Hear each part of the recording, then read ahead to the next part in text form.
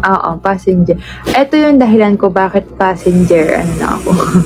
Hindi ako nagiging driver. Kaya ko naman, ito yung unang dahilan. Kaya ko mag-drive naman, gusto ko mag-drive, pero ayaw niya kasi hindi ako makausap. Sabi niya, ayoko, pangit ka kasama pag ikaw yung driver. Kasi hindi ko siya makausap. Sabi ko, wait, kagaling ko siya. So, hindi kami kasi makwento kami kahit sa car. So, ayaw niya ng ganun.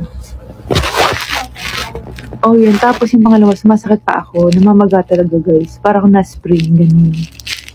So, yun yung dahilan. Pero nagdadrive ako sa kanya.